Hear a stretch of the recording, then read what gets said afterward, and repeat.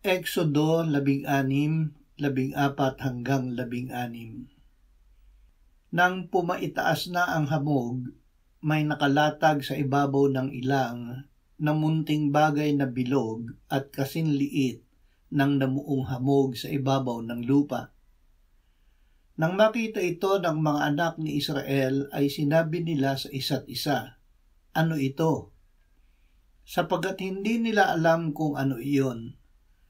At sinabi ni Moises sa kanila, "Ito ang tinapay na ibinigay ng Panginoon sa inyo upang kainin. Ito ang bagay na iniutos ng Panginoon.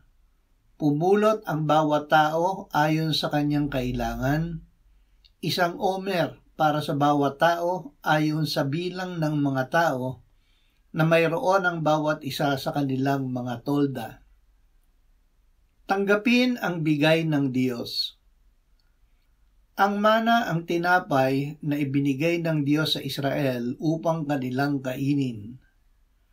Araw-araw ay pinulot nila ito bago sumikat ang araw ayon sa kanilang kailangan.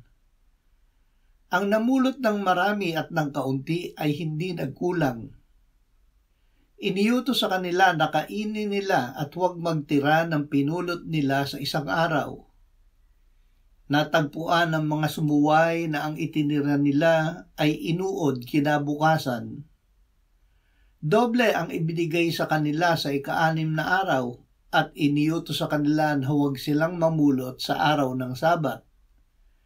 Natagpuan ng mga lumabas na walang mana sa araw ng Sabat. Ang Sabat ang araw ng pakikipagtagpo sa kanila ng Panginoon.